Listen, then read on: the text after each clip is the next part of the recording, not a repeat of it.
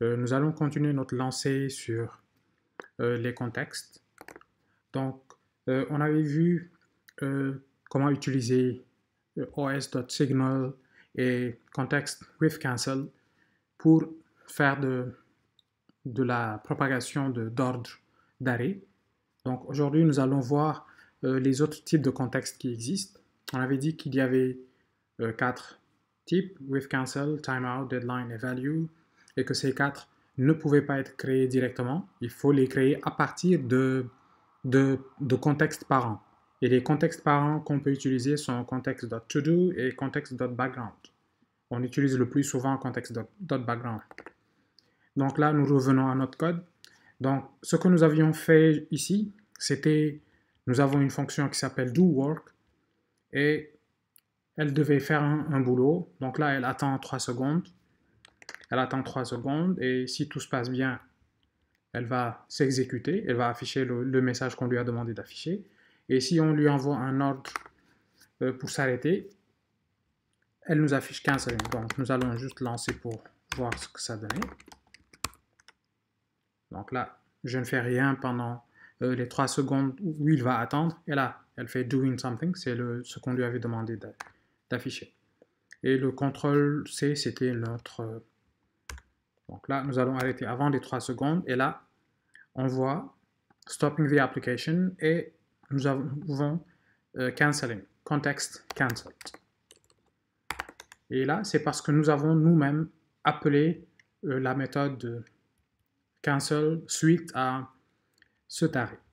Donc là, nous avons notre premier type de contexte ou le contexte with cancel. Donc nous allons le laisser et nous allons utiliser un deuxième type. Donc contexte toujours, cancel. Les 3 types de contexte que l'on va voir, enfin les 3 types de contexte qui retournent une fonction de cancel sont with cancel, with deadline et with timeout. Ces 3 retournent toujours une fonction, une cancel func qu'il faut appeler pour arrêter le contexte. Donc là, nous allons passer au deuxième. Je prendrai timeout d'abord. Timeout et deadline, c'est à peu près la même chose. Les deux travaillent en utilisant des variables temporelles, on va dire. Donc là, le premier argument, c'est le contexte parent. Et le deuxième, c'est timeout de type duration. Ça veut dire quoi? Ça veut dire, je vais lui dire, OK, dans 2 secondes, tu dois t'arrêter.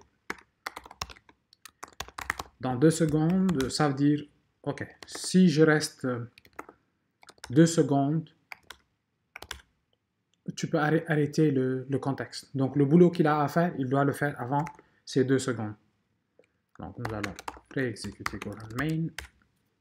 On ne fait rien. Et normalement, canceling. Context deadline exceeded. Donc, pour le premier, c'était nous-mêmes qui avons appelé la fonction cancel. Et maintenant, elle a été appelée parce que le deadline est arrivé. Ça veut dire quoi? Ça veut dire quand vous voulez lancer un traitement et vous ne voulez pas attendre trop longtemps, par exemple, vous faites une requête vers un service externe et vous ne voulez pas attendre indéfiniment pour ne pas subir certaines attaques ou juste perdre de la ressource, vous pouvez dire, OK, cette requête, je lui donne 10 secondes, 15 secondes pour qu'elle s'exécute. Dépasser ce délai, je veux arrêter. Donc, le context with timeout, c'est donner un délai pour que la tâche que vous voulez soit exécutée. Donc là, nous avons... Et il n'y avait pas grand-chose vraiment à voir sur cette partie. Donc le with timeout, c'était principalement ça qu'on voulait voir.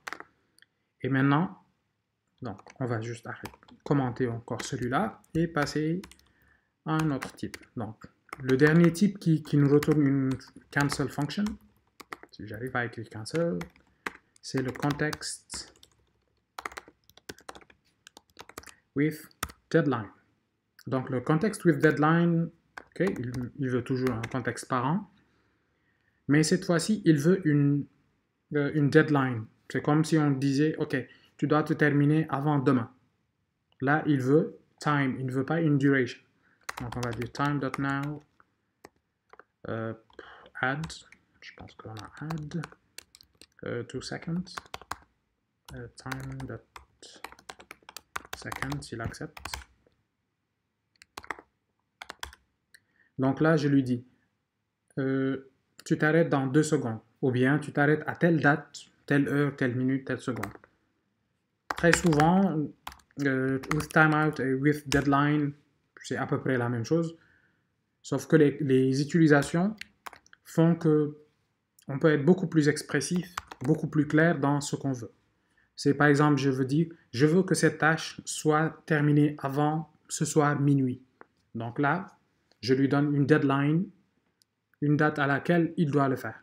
Je ne lui donne pas un nombre de minutes ou secondes pendant lequel il fait le traitement. Je ne lui dis pas, cette tâche prend 20 secondes ou 20 minutes.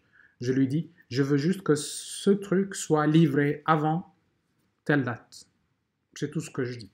Donc, with deadline et with timeout, c'est à peu près la même chose. Nous allons voir les utilisations beaucoup plus poussées de chacun de ces contextes plus tard quand on va aller vers les choses sérieuses. Donc, le dernier type qu'on va regarder tout à l'heure, c'est with value. J'ai oublié de mettre à jour ici. Donc, nous avons vu ces trois, il nous reste le with value. Et le with value, lui, il ne vient pas avec... il ne donne pas de cancel function, parce qu'il n'y a rien à cancel. Lui, il est utilisé surtout quand je veux faire voyager une information entre différents services. Là, ça va paraître pas très parlant, mais quand nous allons utiliser des microservices où on va faire voyager le user token ou le request ID entre différents services, ce sera très clair. Donc, le with value, il a besoin d'un contexte parent et puis une clé et une valeur. C'est comme avoir un dictionnaire que l'on veut balader entre différentes requêtes. On va dire par exemple user ID, je vais l'appeler comme ça, et on va l'appeler Ichigo. Ok. Non new variable. Ok. Je m'excuse. Donc, vu qu'on avait déjà cette variable contexte plus haut, il se plaint. Ok. Donc, nous allons retourner dans do work et cette fois-ci, nous allons dire, ok, en plus de print le S, nous allons faire autre chose. Je ne vais pas toucher à la partie context.done parce que ça ne m'intéresse pas beaucoup. Ce qui m'intéresse, c'est que je peux maintenant récupérer la valeur value. On va voir ce que ça donne si je fais ça. Qu'est-ce qu'on est censé avoir? Context.value, je veux la valeur user ID.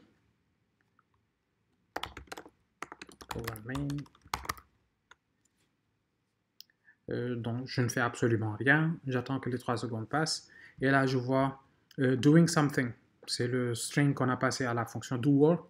Et ça, c'est la valeur de la clé que nous avons passée à notre contexte. Donc là, context with value sert principalement à faire voyager des données qu'on appelle souvent scoped request ou bien scoped values. Ce sont des valeurs qui n'ont de sens que pour cette requête. On peut mettre tout ce qu'on veut dans value, mais le plus souvent, il est conseillé d'utiliser request ID, user ID, de très petites données déjà, pour ne pas avoir beaucoup de données à trimballer. Et le conseil que l'on vous donnera tout le temps, c'est stay away from this. Ne jamais utiliser context with value. Parce que c'est tellement tentant qu'on finit par faire des choses qui ne sont pas super top. On peut faire des choses pas bien avec. Donc, là, c'était les 4 types de contextes. With cancel, with timeout, deadline et value. Ils sont utilisés souvent pour, informer une autre partie ou un autre programme que on ne veut plus qu'il continue ce qu'il a à faire. Et autre chose, quand on fait du HTTP, enfin, quand on fait des applications web avec Go, le standard library NetHTTP. Quand on écrit un handler, c'est toujours response writer et un request, ou un pointeur vers une request. Chaque requête, elle a un contexte qui vient avec. Donc, à chaque fois, on peut savoir si le client qui avait fait cette requête, est-ce qu'il est toujours intéressé parce qu'il peut nous dire qu'il ne l'est plus. Et là, on ne perd pas de temps à traiter cette requête. Nous allons voir ça en détail. Et d'ici là, si vous avez des questions, n'hésitez pas.